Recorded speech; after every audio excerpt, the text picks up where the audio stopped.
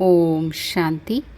23 जनवरी 1973 बाबा के अव्यक्त मधुर महावाक्य। मुरली का टाइटल है संपूर्ण मूर्त बनने के 4 स्तंभ। बाबा कहे, सभी अपने को संपूर्ण बनाने के पुरुषार्थ में चल रहे हो। संपूर्ण मूर्त बनने के लिए मुख्य 4 विशेषताएं धारण करनी हैं, जिससे सहज ही संपूर्ण मूर्त बन सकते हो। जैसे औरों को योग की स्थिति में सदा एक रस स्थिति में स्थित होने के लिए 4 मुख्य नियम स्तंभ के रूप में दिखाते हो, वो बताते हो, ऐसे ही सदा संपूर्ण मूर्त बनने के लिए यह 4 विशेषताएं स्तंभ के रूप में हैं। वह कौन सी हैं? पहली ज्ञान मूर्त, दूसरी गुण मूर्त, तीसरी महादानी मूर्त और चौथी याद मूर्त अर्थात तपस्वी मूर्त। यह चारों ही विशेषताएं अपने में लाने से संपूर्ण स्थिति बना सकते हो। अब यह देखो कि अपनी मूर्त में यह चारों ही विशेषताएं प्रत्यक्ष रूप में अनुभव होती हैं व अन्य आत्माओं को भी दिखाई देती हैं। ज्ञान मूर्त अर्थात सदैव बुद्धि में ज्ञान का सुमिरन चलता रहे, सदैव वाणी में ज्ञान के ही बोल वर्णन करते रहें। हर कर्म द्वारा ज्ञान स्वरूप अर्थात मास्टर नॉलेजफुल और मास्टर सर्वशक्तिवान, इन मुख्य स्वरूपों का साक्षात्कार हो, उसको कहा जाता है ज्ञान मूर्त। इस प्रकार से मन, वाणी और कर्म द्वारा गुण मूर्त, महादानी मूर्त और याद अर्थात तपस्या मूर्त प्रत्यक्ष रूप में दिखाई दें। जैसे लौकिक पढ़ाई में 3 मास, 6 मास, 9 मास का इम्तिहान लेते हैं, जिससे हर एक को अपनी पढ़ाई का मालूम पड़ जाता है, ऐसे ही ईश्वरीय पढ़ाई का अब काफ़ी समय बीत चुका है। इसलिए यह विशेष मास याद की यात्रा में रह अपनी चेकिंग करने के लिए अर्थात स्वयं अपना शिक्षक बन, साक्षी बन अपना पेपर ले देखने के लिए दिया हुआ है। अब सिर्फ फाइनल पेपर ही रहा हुआ है, इसलिए अपने रिजल्ट को देख चेक करो कि इन चारों विशेषताओं में से किस विशेषता में और कितनी परसेंटेज की कमी है। क्या फाइनल पेपर में संपूर्ण पास होने के योग्य सर्व योग्यताएं हैं? यह मास परिणाम देखने का है। परसेंटेज अगर कम है तो संपूर्ण स्टेज कैसे पा सकेंगे? इसलिए अपनी कमी को जानकर उसे भरने का तीव्र पुरुषार्थ करो। अब यह थोड़ा सा समय फिर भी ड्रामानुसार पुरुषार्थ के लिए मिला हुआ है, लेकिन फाइनल पेपर होने से पहले अपने को संपूर्ण बनाना है। अपनी रिजल्ट देखा है? जैसे इस मास में चारों ओर याद की यात्रा का उमंग और उत्साह रहा है, इसकी रिजल्ट क्या समझते हो? कितने मार्क्स देंगे? भले हर एक का अपना अपना तो है, फिर भी चारों ओर के वातावरण व वायुमंडल व पुरुषार्थ की उमंग और उत्साह के रिजल्ट में कितने मार्क्स कहेंगे? टोटल पूछते हैं। सभी के पुरुषार्थ का प्रभाव मधुबन तक पहुंचता है ना? क्या त्रिकालदर्शी नहीं हो? अपने समीप परिवार की आत्माओं के पुरुषार्थ के त्रिकालदर्शी नहीं हो क्या? क्या भविष्य के ही त्रिकालदर्शी हो, वर्तमान के नहीं हो? वाइब्रेशन से और वायुमंडल से परख नहीं सकते हो? जब साइंस वाले पृथ्वी से स्पेस अंतरिक्ष में जाने वालों की हर गति और हर विधि को जान सकते हैं, तो क्या याद के बल से आप अपनी श्रेष्ठ पुरुषार्थ की गति और विधि को नहीं जान सकते हो? लास्ट में जानेंगे जब आवश्यकता नहीं होगी।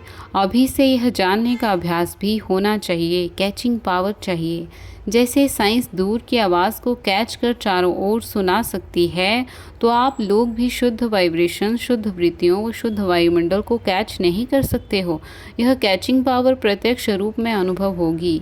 जैसे आजकल दूर के सीन टेलीविज़न द्वारा स्पष्ट दिखाई देते हैं, वैसे दिव्य बुद्धि बनने से, सिर्फ एक याद के शुद्ध संकल्प में स्थित रहने से आप सभी को भी एक दूसरे की स्थिति व पुरुषार्थ की गतिविधि ऐसे स्पष्ट दिखाई देगी। यह साइंस भी कहाँ से निकली? साइलेंस की शक्ति से ही साइंस निकली है। साइंस आप लोगों की वास्तविक स्थिति और संपूर्ण स्टेज को समझाने के लिए एक साधन निकला है, क्योंकि सूक्ष्म शक्ति को जानने के लिए तमोगुणी बुद्धि वालों के लिए कोई स्थूल साधन चाहिए। जिस श्रेष्ठ आत्मा में ये चारों ही विशेषताएं संपूर्ण परसेंटेज में अर्थात जिसको 100% कहते हैं इमर्ज रूप में होंगी, ऐसी आत्मा में सर्व सिद्धियों की प्राप्ति दिखाई देगी।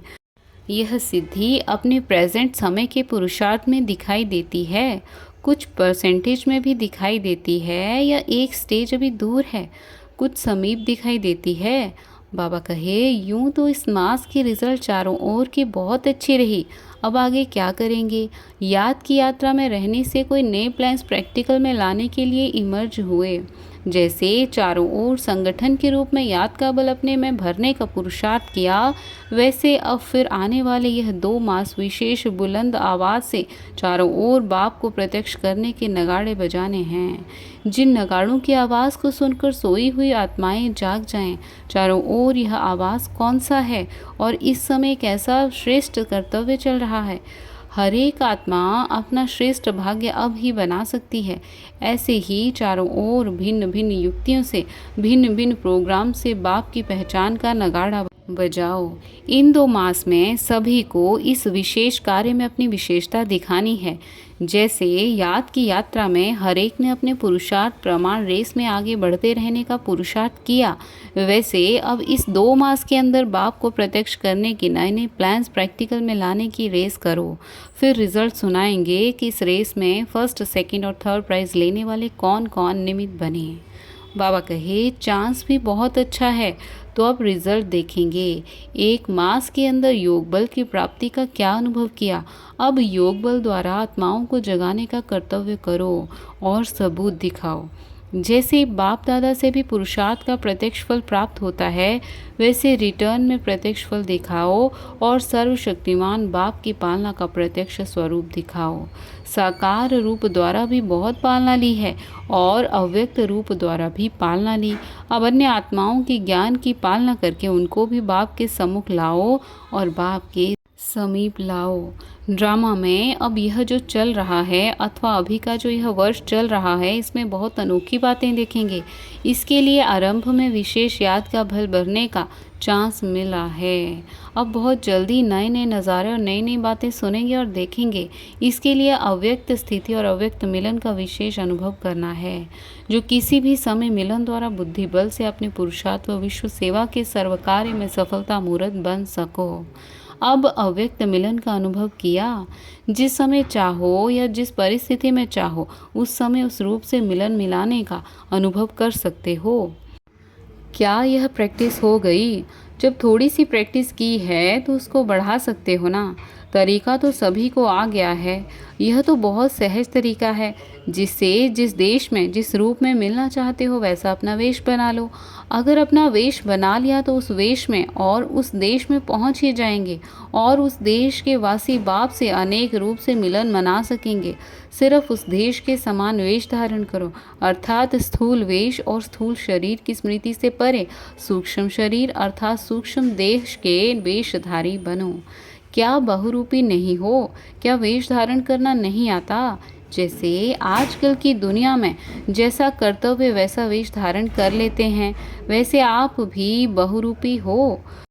तो जिस समय जैसा कर्म करना चाहते हो, क्या वैसा वेश धारण नहीं कर सकते हो? अभी अभी साकारी और अभी अभी आकारी जैसे स्थूल वस्त्र सहज बदल सकते हो, तो क्या अपनी बुद्धि द्वारा अपने सूक्ष्म शरीर को धारण नहीं कर सकते हो? सिर्फ बहुरूपी बन जाओ तो सर्व स्वरूपों के सुखों का अनुभव कर सकेंगे। बहुत सहज है। बाबा कहे, अपना ही तो स्वरूप है। कोई नकली रूप किसी दूसरे का थोड़े ही धारण करते हो। दूसरे के वस्त्र ऊपर नीचे हो सकते हैं, फिट हो या ना हो, लेकिन अपने वस्त्र तो सहज ही धारण हो सकते हैं। तो यह अपना ही तो रूप है, सहज है ना। ड्रामानुसार यह विशेष अभ्यास भी कोई रहस्य से नूंधा हुआ है। कौन सा रहस्य भरा हुआ है, टच होता है? जो भी सभी बोल रहे हैं सभी यथार्थ हैं, क्योंकि अब यथार्थ स्थिति में स्थित होना व्यर्थ स्थिति तो नहीं है, समर्थ शक्ति स्वरूप की स्थिति है ना। अब ड्रामा की रील जल्दी जल्दी परिवर्तित होनी है। जो अब वर्तमान समय चल रहा है, यह सभी बातें परिवर्तन होनी है। व्यक्त द्वारा अव्यक्त मिलन, यह सभी तीव्र परिवर्तन होने हैं। इस कारण अव्यक्त मिलन का विशेष अनुभव विशेष रूप से कराया है और आगे भी अव्यक्त स्थिति द्वारा अव्यक्त मिलन के विचित्र अनुभव बहुत करेंगे। इस वर्ष को अव्यक्त मिलन द्वारा विशेष शक्तियों की प्राप्ति का वरदान मिला हुआ है। इसलिए ऐसे नहीं समझना कि यह मास समाप्त हुआ। लेकिन इसी अभ्यास को और इसी अनुभव को जो लगातार आगे आगे बढ़ाते रहेंगे, उनको बहुत नए नए अनुभव होते रहेंगे। समझा? ऐसे सर्व गुणों में अपने को संपन्न बनाने वाले, अपने संकल्प, वाणी और कर्म द्वारा सर्व विशेषताएं प्रत्यक्ष करने वाले, बाप दादा के दिव्य पालना का प्रत्यक्ष फल दिखाने वाले, बाप के सदा स्नेही, सदा सहयोगी, सर्वशक्तियों में समान बनने वाले और सर्वसिद्धियों को प्राप्त करने वाली श्रेष्ठ आत्माओं एवं तीव्र पुरुषार्थी आत्माओं को बाप दादा का याद, प्यार और नमस्ते। अच्छा, ओम शांति।